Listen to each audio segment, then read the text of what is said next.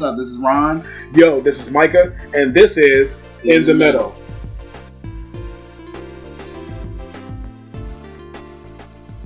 And this is In the Middle, and I am Ron. And I am Micah, back at it again, but we got a little something different this time, Ron. What's going on, sir? We are, 2 days from the general election, and we've got a guest with us on our first ever episode with our guest. And hold on, we have a guest. Yes, we've got a guest, and we're gonna dig deep into this election and where we're kind of what we're feeling, how we're feeling, and you know where our allegiances are, if you want to put it that way. You know, we're looking forward to this because this is a big deal. This election is probably got the largest turnout for early voter, absentee voting, and it's going to be a big one. It's going to be historic. And me and Micah here, we have our views, but we're not shy of allowing in some other points of view and engaging in that. And I've got my buddy here. We went to high school together. We've known each other for a while. We've kind of been a little out of touch in our journey, but we're familiar with each other, and we've had our opportunities to vote and get engaged in the civil process, and here we are. And my buddy Keith, and he's gonna hop in with us here, and he's gonna introduce himself and get us started. Let us know where he's from and what's going on with him. How you doing, Keith? How you doing, guys? Glad to be on, and appreciate the reach out. I guess so a little bit about me is, I'm here from Richmond, Virginia. I actually graduated from Hermitage High School with Ron in 2004. And we were at ROTC together. I think drilled some good times on the drill team. Oh, absolutely. Spinning rifles and breaking them as well. Good times. So glad to be here and looking forward to a lively discussion. Oh, absolutely.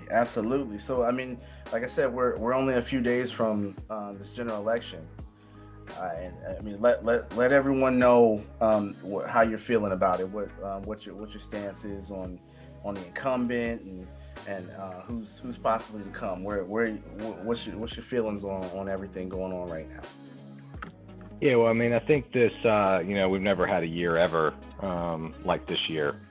And when you talk about whether it's the pandemic or you talk about all the rioting and the protesting and things that are going on across the country, there's a lot really at stake globally as well. When we talk about, economics and international trade and things of that sort. So it's definitely, nothing I've experienced in my lifetime. And I think it's fair to say probably the same for everybody, right? It's just a crazy world we live in. And, right. For me, I'm I certainly don't like to label myself, but, I tend to lean towards being a libertarian type of thinking person, a libertarian with a lowercase L. I think I try to take an independent view on things, but, my number one, thing for me as an individual is, I want the government to leave me alone. I want to take care of my family, and I want to, I don't want to have anybody intervening on my property rights, individual liberty, those types of things I'm very passionate about that. In the grand scheme of things, that branches off to multiple different areas, whether it's, being a combat veteran myself, being passionate about foreign affairs, being passionate about, veterans, taking care of veterans being one. And yourself, Ron, I know. Oh, absolutely. From your time as in the Air Force. And another big issue certainly is taxes. That can be one of the most intervening things on people's lives. So certainly tax policy is very important to me. And I would hope for anybody, tax policy is very important because you're paycheck can either be larger or smaller. So, those are a couple of things that I look at, and I try to stay, closely monitor from all the candidates. Okay. Or with taxes being a big deal for everyone, regardless of who's in the White House. How do you feel about how the current tax plan is sitting with Trump right now, with his tax code and the things that he's introduced? Like, what are your feelings on that, and how you feel it may be of impact of either lesser or greater value as we go forward? Yeah, so certainly I know in 2017 the president and Congress came together and put in a pretty significant tax reform. I guess in the overall scheme of dollar amount, it was the largest in history. I'm not sure based on inflation it would be the largest history, but it was nevertheless it was massive. And the child tax credit I think is a big thing. Having two kids myself, the tax credit went from $1,000 per child to $2,000.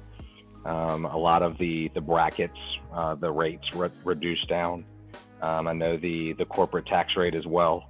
At the time when that legislation went into place, I was employed with Anthem Blue Cross Blue Shield, and when they did that, obviously it opened up bonus opportunities for employees and not just Anthem, but companies across the board, right? So, I was able to get, a larger bonus. Plus, you talk about, I think that what they did was they gave everybody $1,500 or something like that. It was like $1,000 or $1,500 to a 401k.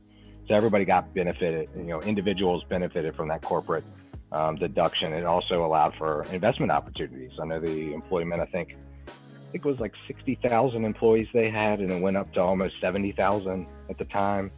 Wow. Okay. So when you there's a lot of when you think about what I talked about, the mindset of leave me alone, right? Well, that kind of applies to business, right? Where when you leave business alone, it allows them to be more of an investor. It allows them to hire more people. So the corporate tax deductions helped in that regard, not only for Anthem, but for numerous companies. I mean, I think the data, when you look at it across the board, is a big deal. Another example would be, the tax incentive, the tax code that they reformed. It also reduced capital gains taxes. So, anytime you make some profit in the stock market, those profits are taxed. Well, those rates were reduced. Another thing that I think is probably not talked about enough is the new tax code. There's a senator in South Carolina, his name's Tim Scott, and they came up with a policy called opportunity zones. And what that did, they identified, I think it was like 6,000 different areas across the country of, impoverished areas, like counties or whatever that they identified. And right. They basically made the investment like tax-free. So people could go in, and investors could go in and buy plots of land and build, I know in Richmond here, we've seen a little bit of it downtown, where a lot of old warehouses, they've renovated them and turned them into like loft apartments and things of that sort. And you're seeing a lot of that going on right now. It's crazy. Yes. Unbelievable amount of investment that came out of that. And really those impoverished areas, when you invest in those areas, you create jobs. So, there's a trickling effect of that. And that's certainly something that I'm closely interested in. That's a good segue, because the trickle down notion, you hear that a lot. You hear that that kind of moniker said a lot, and people have yet to really feel the impact of that. Just kind of on a daily basis.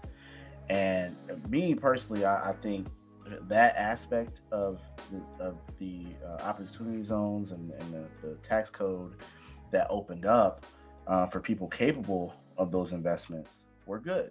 And I think that, for people like you who were directly impacted by, smaller bonuses and increment bonuses and things like that, and being able to see those daily impacts is one reason to lean that way, and I would agree. I'm like, if I'm seeing that as after that happens, of course I'm going to be, fervent about it. I mean, I couldn't disagree with you there. For me, what is the tail end? I like the front end, but the tail end is what kind of makes me kind of cringe a little bit. Because you've got the guys that are sitting pretty, that are sitting good, top 2% income earners, that kind of thing. People able to invest large amounts into the stock market, which is performing well. I can't take that away from the current administration, minus the pandemic. Obviously, had an impact on it, but it was doing well. Okay, and if you've got your amount of investment in there, you're seeing the same thing. Even if you're the little guy, just who's working at Walmart, got some common stock, some blue chips, some small things, you're loving it, right? I'm a little weary because once you get to year 4 and 5 of his tax plan right now, it starts to eat away again at the little guy. The little guy's going to end up paying more on his taxes as a result. And I'm just like, man, I wish they would have been able to level this out a little bit more, so that one, you see the opening of opportunity as far as the lowering of capital gains and everything you made a point to, but it's not continue, that upward trend doesn't continue, and that's the only part that I have a disconnect with. And I mean, I don't know, Mike, I don't know if you want to jump in here and elaborate a little bit, if you've had any anything you want to say about how taxes are kind of being rolled out now, and how our impact is on our payroll. Well, for me, the way that I saw when they first rolled out, I saw my check bounce up about $50, and me, I'm in the position where I get paid strictly through taxes, through the taxpayer, because of the nature of my position, the nature of my job. But when I hear the discussion point of, well, I don't see the taxes for the little guy, I have to push back on that notion, because taxes have never been for the little guy. The taxes has always been focused on the taxes, whether you're given the breaks or taken away. The taxes have predominantly always been on the producers. And and because they have always been on the producers, they're the ones who get the lion's share of the tax cuts or the lion's share of the tax breaks. We are always, in the middle class and lower class, are left to fend for ourselves, so to speak. Now, I'm not saying that's not fair. Life's not fair. I'm just saying it is what it is. And I think we get, just like how I talked to you about a long time ago about what racism actually is, about what sexism actually is. Like, these are arguments that broke people fight over. Wealthy people don't fight over. Wealthy people don't have no time to fight over racism, because they're profiting off of it. So they don't care about whether or not a LeBron James is a billionaire or not, because he's a billionaire. Oh, I mean, they're not going to worry about calling him the N-word and hope his feelings get hurt. They're too busy making money off the guy, Right. So making money off or making money with. So my thoughts about these taxes is, okay, I saw my check increase. Under President Obama, I never got a tax. I never got an increase in my money. Under President Obama, his 8 years, I never got a refund when I was working full time under President Obama's tax plan. Under Trump's tax plan, at least for these first 4 years, I have had reduced, I'm talking about significantly reduced, and or a return on every year since the tax plan been implemented. That's just, I can only talk for me, and then there's other people who may be truckers and stuff that have told me, and mainly because they don't like Trump. They told me, I've experienced this loss, and ultimately, and I'll wrap up my little piece with this. Ultimately, I understand what taxes are, and I know they're not going to be favored for me at all. So the only way that I'm going to have any kind of advantage with the taxes in the current tax code is if I am in the bracket that's never affected by taxes. So at least in the positive way, at least we got some positives out of this current tax plan. One, a black guy wrote it. Two, a black guy from the South wrote it. So, the people that were attacking the bill were saying, well, this Trump's tax plan, but the bill was written by a black guy from the South. what can you? Yeah. How much? I mean, That's the people that don't pay attention. And South Carolina South. So we're not just talking about any southern state. We're talking about a clear cut, stalwart of the South in South Carolina. So when Tim Scott and he talks about the opportunity zones, we know that the people who already have are going to take advantage of it. But the question is, there are people who look like you and me, Ron, that have the means and also take advantage of it. Yes. But if they choose not to, they can't say that the opportunity wasn't there. I will concede that, yes. And there is a lot of finger pointing, going into this election. And Keith, I'm gonna let you get in on this next topic about just the how you feel in regards to if Biden wants to win, how do you feel in regard to where your taxes are now, where you think they're going to be, and just the overall economic impact? Do you think it's gonna kind of put us back where we fell off from with COVID, or do you feel that we're going to have basically the second coming of the Depression? I just want to get your views on that. Well, I guess before I kind of go into that, one of the things when we talk about the tax code and as it relates to the poverty line, right? Mm-hmm. I think the poverty line and people that are in lower incomes brackets or people that are not in income brackets at all, I don't think the tax code really has anything to do with those individuals. I think it's an education gap. Really, we talk about people that don't make money. They're struggling to make ends meet. They're living paycheck to zero. They get a paycheck and then it's all gone because they got to pay their bills, or they're fighting just to pay rent every month. I think it's an education gap.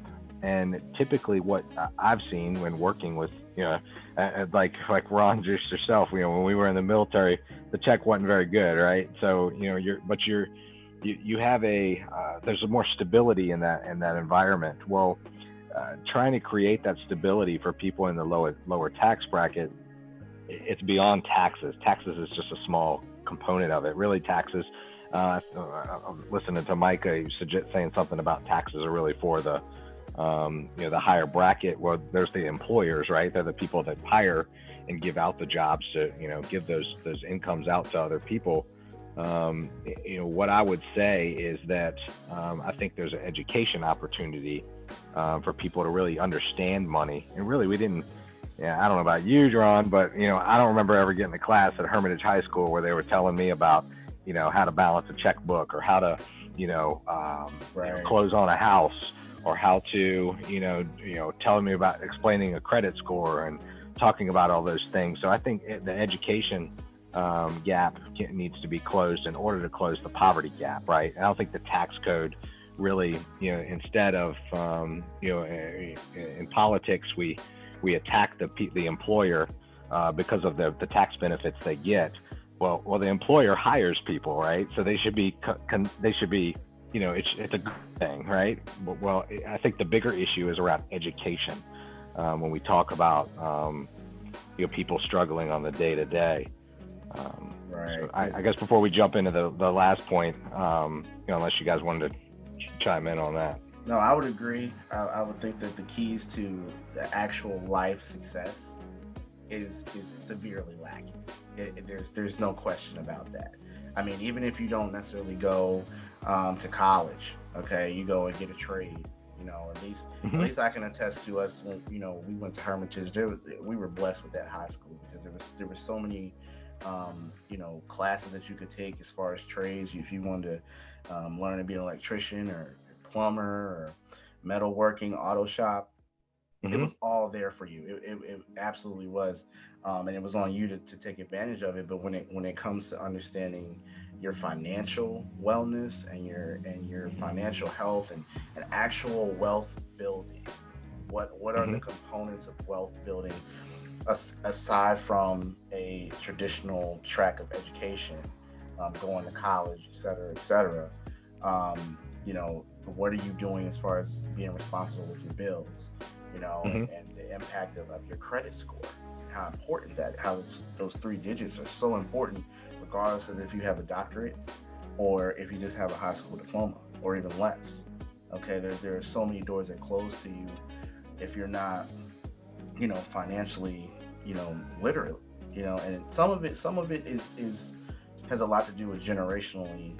I think a lot of people have been held away from that. And I think our Hmm. generation is the first to kind of really get aware, with social media and being able to talk to each other and understand each other's different levels in life and how people got there and communicating about it. Whereas our parents, their generation, they didn't really talk finances that much, especially in the black community.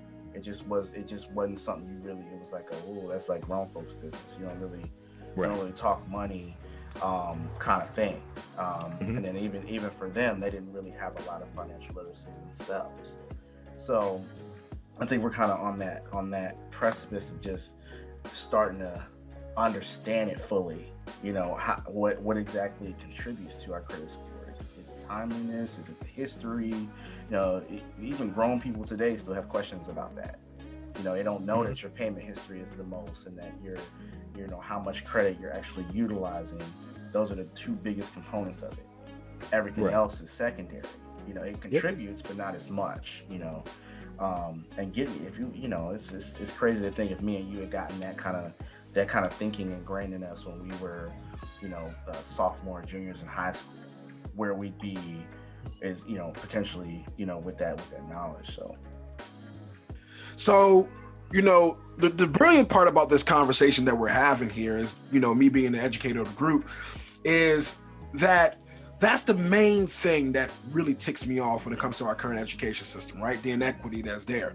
However, understanding that different parents and different communities, they voice their needs differently. So like Keith, I'm with you, right? I'm the kind of guy, and I get in trouble a lot of times because I hate bureaucracy. I hate having to wait on someone else who doesn't know my students, who don't know my community, who doesn't know to give me what I need to give them equitable educational opportunities. So a lot of times I find myself going above and beyond the the necessary things for a teacher, but all teachers do that, right? Like, no. I actually kind of like go around and above the channels I'm supposed to quote unquote go through to get things Hmm. from my students. Like, there's been times where I can share that I had the supervisor kind of get a little missed with me because I went through an organization who were giving out instruments, and I said, they're giving out instruments. I'm going to go to them.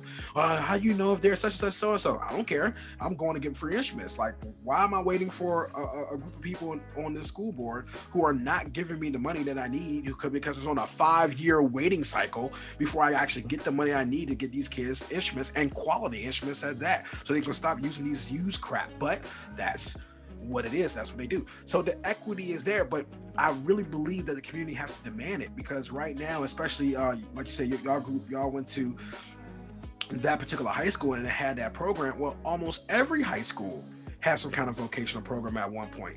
And there were high schools that had some specialties, and then they took it away to centralize it, at least in my district that I grew up in. They took it all that away from all the surrounding high schools to centralize it. And now students who have and want how can I say, elective, in this case, because they'll be treated like elective, the CTE stuff, where they have to go to one building outside their school during the school day.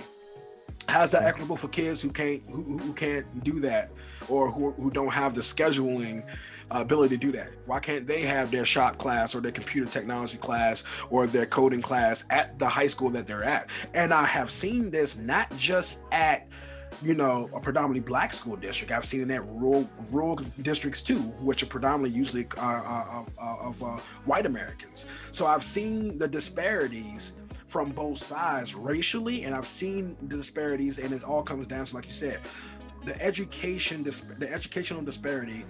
This lack of knowledge is something that many of us in the middle class to low class have not been taught, and this is a purposely driven agenda. Yeah, this agenda is big. No. It's really purpose driven. They want to make sure that a certain class of people don't have the knowledge to rise above their circumstances, and because once they get it, then everyone is in now competition. And there's some people who don't want competition. There's some people Hmm. who don't want to be able to have to compete against the guy from Hot Springs, Virginia, who was able to get the same financial knowledge as they were when they was up near Cambridge, Massachusetts, or wherever, fancy suburban community that has a nice, well-adjusted income bracket and things like that. A lot of people don't want that. And the funny thing about it is, this is where I come from. I have found that people who lean more conservative to libertarian don't mind the person from Hot Springs, Virginia, that small area, to have the same knowledge as the person in the metropolitan area. What I have found is the more liberal progressive people, as far as political leanings, have a tendency to want to block anyone else from achieving their status of intelligence, financial ability, whatever have you. And if they're a person that's way above them that still don't share their political or worldview, they want to try to bring them down to where they are. So I see the constant want to diminish someone who can accomplish something, and whether they be black, whether they be white, whatever have you, the constant diminish of someone else to take away their position usually comes from, I've felt and experienced left-leaning people more so than center-right-leaning people. That's just me. So one of the things I think really good point you just made there. I think that when you talk about the way there's left-leaning people, for instance, they really focus in on equality of outcome, and people that are on the more right-leaning side typically lean towards equality of opportunity. So equality of, equality in the grand scheme of things is a fair shake for everybody, right? But the fair shake doesn't necessarily mean everybody gets the same thing. The fair shake means everybody has the opportunity to get the same thing. That's a very distinct and different dynamic to the two sides of that, right? Everybody wants, well, I don't know if everybody wants, but everybody wants a house, and they want a car, and they want to have a family, and they want to be able to live their life, and they want to, not be stressed out nonstop and trying to pay the bills. They want that, standard lifestyle. I think that's a fair thing to say. That's really the American dream, right? Being able to be a homeowner and being able to afford the, get a steak dinner every now and then, right? Well, that's not something that's the outcome, right? Not everybody's going to have that. Unfortunately, that's in a capitalistic society that we live in the United States. Not everybody's going to have that, but the opportunity to have that is there. It really is. And you just need to identify those opportunities, and you need to identify how to get to that position. And I think it all comes back to education. Keith, if I may jump in just a little bit here, right? Because I want to give you the pushback. Because here's what people who just automatically going to write off your opinion going to say. The first thing that's going to come out their mouth is, "Well, look at me and Ron, and then look at you, and you have a position in which you get paid more than both of us combined, most likely, right? But that's only because of your privilege." Oh, excuse me. I said it with a bad list. That's only because of quote unquote your privilege. How do you address those people who will only want to go to your identity as to the reason why you have the success that you have, and not necessarily your education or the hard work? About? Now, for me personally, I have to admit, I do believe that every society has a form of privilege. Right? So in our society, they want to call it white privilege. I don't believe it's just white. I believe it also has some financial connotations to it. But every society, and this is just from where I come from, every society, if I was a Black American in Ghana right now, everyone in Ghana is brown. But because I'm an American, they're going to make sure they maintain Ghanaian privilege. They're going to make sure that this Black American doesn't overthrow or come higher than the people of their own nation. Same thing if I was in China. Definitely if I was in China. We definitely see some stuff in China when it comes to how they deal with African immigrants and Black people, period. And so in China, they're going to maintain their Chinese privilege and the financial privilege over it. So I am not a white privilege denier, but I think it's more to the privilege in American society that some people are insecure. But they're going to attribute to you that you have done no work, that you haven't really worked hard, that you are a benefit of the white privilege that has been set up by the systemic racism in our society. So how do you usually combat that sentiment, that moniker that people are quick to slap you with, only because you actually did something and you worked hard and you created what you want to create for your lifestyle? Yeah. So, I mean, I guess one of the things when I filled out the job application and it asked me, if I was Caucasian, African American, Mexican or whatever, I left that part blank. I don't think I think that's part of the problem, right? You fill out a job application. What difference does it make? The color of your skin is completely irrelevant to your ability to think. It has nothing to do with, whether you can do the job or not. So I had to do, for my particular position, I'm a vice president at Bank of America, supporting technology operations for the bank. I have like 60 people. I lead a huge department. I have a lot on my plate. My job in the grand scheme of things is very stressful and kind of sucks sometimes. But there's other departments where there's certainly people with different skin color than myself and coming from different backgrounds. So, I think that in the grand scheme of things, we get so caught up in the color of somebody's skin and how that can relate to their ability to be successful in a job. Well, that's our own fault, because before you even get the job, you have to put what the color of your skin is on the job application. I left that part blank. I don't think it should have to do it with, I don't think it should matter. And that it's not the problem with racial injustice, especially like what we experience today. It's not going to go away until we take that part out of the job application. So Keith, let me jump in on you with that point. So you would be a supporter of just removing that altogether, right? Applications, 100%. Housing applications, 100%.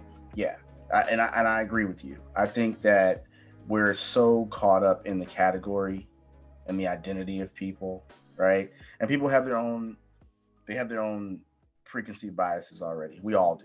Okay, it's called stereotypes. Okay, you can't get away from them until they're unproven to you by said individual. Okay, and that just comes with interaction. And you and I both know, we both understand as vets and serving our time in the military, how valuable it is to have different points of view and have different walks of life. Okay, that are inherent with someone of, say, another ethnicity or nationality and whatnot, but we are there for a greater goal. We're there for something bigger than ourselves that's ingrained in us from day one, and we're able to work within each other to get done what we need to get done. And I think a lot of the polarization with America right now, especially politically, is the fact that we're so subjugated. We're so sectioned off within ourselves and what one part of the country feels like they're getting or not getting, and vice versa. And I think it's when you have such a I just hate to say, like, a polarized political landscape right now, it's hard for people to get away from that when they haven't had an experience like you and myself, that we can kind of wade through the BS and just say, look, what are we going for? What is the whole goal here in electing who we're feeling like is more favorable or not? I think a lot gets left in the wash, and people get so consumed with with the news media and what they're being told versus what they're actually looking up for themselves. It's really for me, it's just, honestly, it's just really mind-boggling, because I have my own particular views about who's currently in the White House right now, but I've also given him a lot of good positive points in reference to how he stands about the Second Amendment, what he wanted to do about big corporations, and like you said, bringing down the corporate tax and capital gains and stuff like that. I mean, I'm an investor myself. I might not be big time Wall Street, but I can appreciate those things. The things he's done for criminal justice reform, and these are things that people would have expected, at least, especially criminal justice reform, from our walk of life, to understand that it's been hell on us. Yes, you shouldn't necessarily engage yourself in criminal activity, but Jesus, like we really got the gamut of what the standing federal laws were and what. Yeah, well, the big thing, especially too, is nonviolent crimes. You know, it's like you lock people up for 10 years for they didn't hurt anybody. You know, didn't hurt anybody, didn't affect anyone but themselves, and they just happened to get. I smoked a joint. I smoked a joint, and you sitting here up and the funny part is it's not even, I'm not even talking about it in a red place. Let's go ahead and talk about a blue laden state. That's the one that trips me out. I'm sitting here thinking to myself, it's like, man, all these people, all these black folk getting locked up for nonviolent offending charges, man. I tell you, these Southern red, well, you know who wrote that? You know, why are we in that situation? Oh, right? We already know. We already know who wrote the bill. We already know who wrote the bill. You know, like all he had to do was say. All he had to do was say he was sorry, and everyone made up for it. Though. That's all. Everyone was able to defend him after he said he's sorry. And he's gonna change his mind about everything that he did for the last 47 years, all the comments and all the commentary, because, you know, for some odd reason, people can change their minds. People can change their minds, and they can change their political philosophy, and everyone evolves, man. Everyone evolves. The funny thing about when people say that statement, though, is he didn't really evolve. See, he evolves to Joe Biden in his career. If you look at and really, you know, go back to the very beginning of it, he evolves to whatever's beneficial to maintaining his election status. You know, if that tells you one thing, I'm not a fan of Joe Biden. I'm also really not a fan of Donald Trump. He's not somebody I would want to hang out with. I think that, you know, somebody I wouldn't want to associate myself with. I would hope that the three of us here would all agree Donald Trump's a jerk. Everybody should agree with that. The most honest jerk I have seen ever. He is not afraid of being who he is, like genuinely not afraid of being who he is, even to a fault. And I give him credit for at least that. Broken clock can be right twice a day at least. Yeah, you know, and I didn't vote for him in 2016. I voted for Gary Johnson. I had reservations about Donald Trump. You know, wasn't really concerned, or wasn't really, you know, I didn't know how he would act as a president. You know, I don't know if he would do the things that, frankly, the things that he said he was going to do. He proved me wrong. He's done essentially every one of them. I think the things that, you know, he's still got that need to be accomplished, he still has more work to do with China and international affairs. He still has more work to do with an infrastructure bill. I know they've talked about that, but of the things that he hasn't outright accomplished per se, the landscape and the foundation to accomplish those things are in place. One of the things, I guess, many people don't really know too much about him, but his not his first chief of staff, his second chief of staff, Mick Mulvaney, he was a former congressman, and that guy is an absolute genius. Horrible speaker, but absolute genius. And he revamped the way that the entire administration is structurally set up. And those things are just now coming through fruition. Even the tax bill that they did, things don't change overnight, right? So it has to weed through, and there has to be a transition period. And we're just now kind of seeing that and also dealing with a pandemic. So, when you look at the investment opportunities that are out there for investors, when you look at the job opportunity, you look at the real estate market. Oh my gosh, interest rates are so low. If you are a home renter and you're looking, you pay what you pay a month to rent a property. Well, you can most likely pay the same thing and buy a property and actually own the place that you live in and build equity. In my mind, real estate is the number one retirement opportunity, because at the end of the day, everybody's got to pay for shelter. You pay for rent. You pay for, whether you're paying rent or a mortgage. Well, pay the mortgage. Don't pay the rent. Pay the mortgage. All you're doing as a renter is you're paying the person that owns the buildings. I own multiple homes, so I have renters, and the renters pay my mortgages. I appreciate them for doing that. And that has been, so that's the number one thing. Everybody pays some type of living expense, whether it's rent or whether it's a mortgage. Well, stop paying rent, buy a house. And there's programs out there, there's tons of, it's definitely a challenge to become a homeowner, but there are programs out there. I know in Virginia, there's a ton of different opportunities to become a homeowner, and really that's to get you, that can really get you out of a hole, especially when if you don't have a lot of money to dump into a 401k or investment opportunities.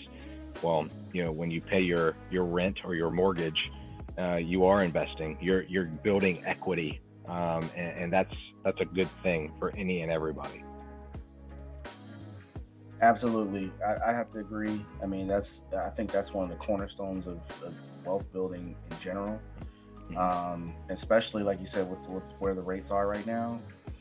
Oh my gosh, it's like almost like a free for all, in my opinion. If you can get in there and you can start getting some property and build that equity, and it's really just a flip game after that. Mm-hmm. If you want to move, you want to get something bigger, or you want to use that equity to establish yourself otherwise, as far as other investments, it's there to be had. And I'm glad we kind of touched on that as well, because we always try to have an element of that here on the podcast, through our discussions, that we're always giving some gems to people about what's capable, what they're able to do. So I'm glad you brought that up, man. That's awesome. I think that ties into really the current president, right? Like, he's a real estate guy. He gets that. He's a businessman. And absolutely, the way the market is, he's put all the pressure he's put on the Federal Reserve and reinforcing monetary policy. They're refinancing debt. They're trying to bring down interest rates on our debt payments that we pay on an annual basis. I certainly am concerned about the budget deficit, but I think that what I'm seeing is a transition. Obviously this year, the deficit will be the highest in ever history because of so much stimulus and things that they did. But at the end of the day, I think things are going to transition into a period where we'll be closer to balance. And that's something that Donald Trump gets. Whether he's a jerk or not, he gets it. He understands money, and people. That's really one of the number one issues. Whether you have money, that determines your level of freedom, and in many ways, not all, but it's no. But you're right. That's one of the greatest. The best thing about what I realized about a free market base or a capitalistic society, as far as their economy is concerned, how they structure their economy, and the system of government that we were able to create, is that, and Ron and I talked about this. I mean, come on, as much as we want to romanticize about Abraham Lincoln didn't like black people. As much as we want to romanticize the forefathers and all of them, they were burdened down with the signs of their time. So they had their slaves, they had their concubines who happened to be slave women and whatever, what have you. They did what they did. But it tells you something very interesting about the culture that we were able to obtain and the culture that we were able to get to, where these gentlemen who had all this power, who were able to set up the power structure for a certain group of people, still wrote in the main legislation the ability for me and Ron to have ancestors to be able to create an equitable environment where at least the opportunity is there and like people are out of our way. And the reason why I bring that up is because when you were talking about the housing, right? I see there's some people on my Facebook feed all the time. They always talk about equity in housing and this, that, and the third. They don't have the ability to do it. They can't have the ability to do it. And every time I push back against them and say, well, hey, look, you're asking a group of people who haven't delivered on their promises in the last 60 years, probably longer than that, to continue to try to beg them for why you can get out. Like, you say the government is supposed to be able to take care of your housing because housing you feel is a right. This is the people I'm talking to. And I'm sitting here thinking to myself, well, for me, if the last group of people I want to give that power to take care of my family to is the government, can you speak to how you came about to where I would call you, like you said earlier that you have the libertarian principle. And when people hear the libertarian thing, they're like, oh, so you don't believe in roads. So like, how are you going to pay for my roads without the taxes? So can you kind of just explain why you got to that particular point, and how we should, because I'm an independent voter, and how we should think more about our government maybe from a libertarian mindset, because a power, Ron and I talked about this last podcast, it was offline. The power that one president have will go to the next president, whether you like that president or not. So if one president had a power to snatch up people without your consent, the next guy or girl has it too. So what are your thoughts on that as we come into a close here? Yeah, I guess, well, one of the influences on my political views is Ron Paul. Ron Paul was a former presidential candidate and congressman from Texas. He was a doctor, really an intellect. Quite frankly, he really didn't get much done in Congress other than stir the pot and piss a lot of people off. His son, Rand Paul, is a senator out of Kentucky, and he has actually gotten a lot of things done. He was very influential on the criminal justice reform, very influencing on the tax reform that they put in, and really influential as it relates to foreign policy.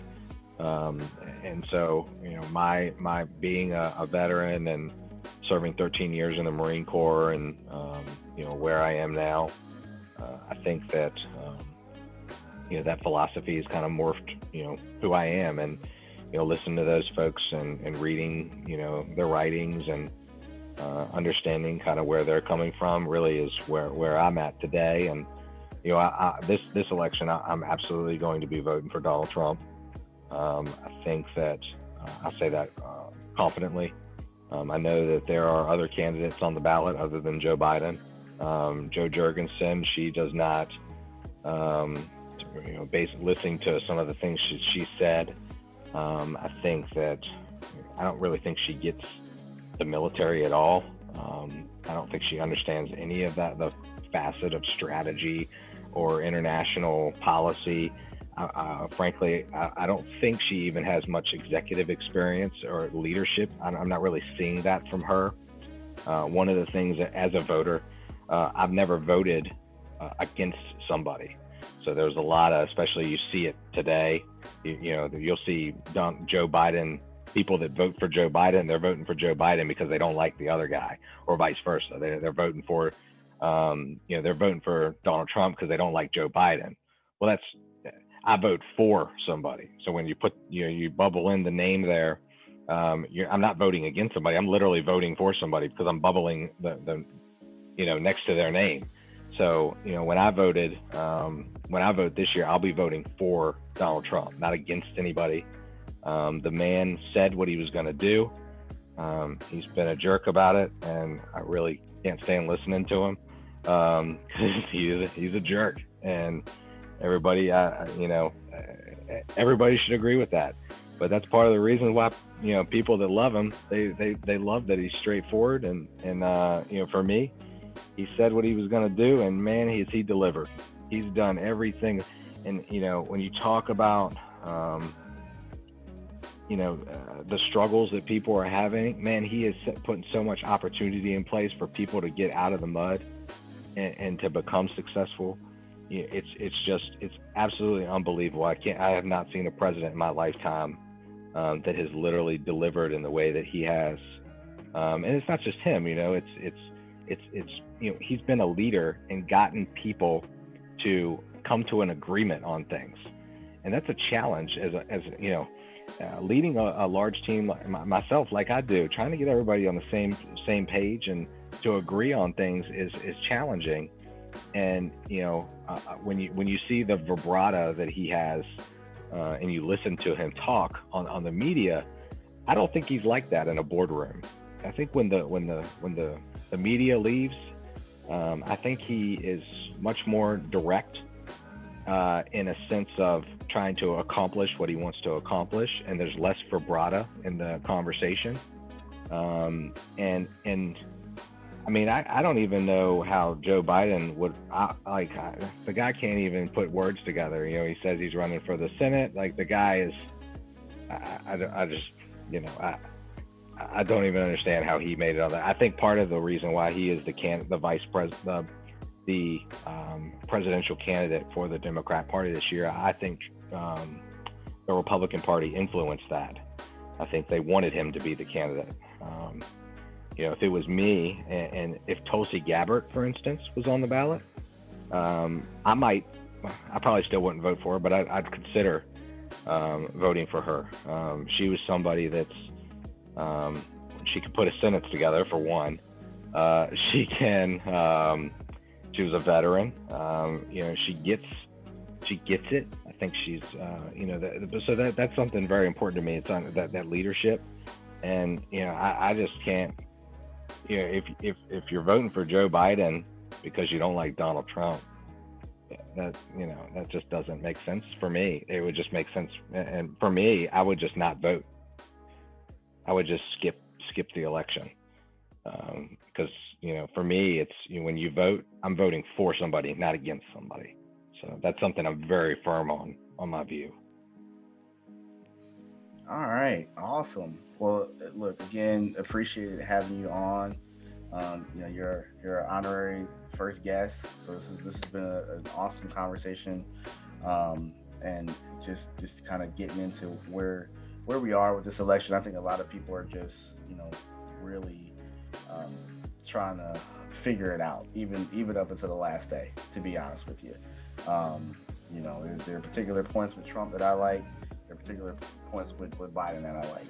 And it's gotten to be really challenging to kind of figure that out, you know. So I hope that this discussion between us has some impact on somebody else listening before the election comes up, and it helps them to maybe see some things from a different view, you know. So again, appreciate it, Keith. Thank you for taking the time, man. We really appreciate it, working with us through the grind here. Yeah, appreciate it. Thank you very much. Absolutely. Definitely value your time.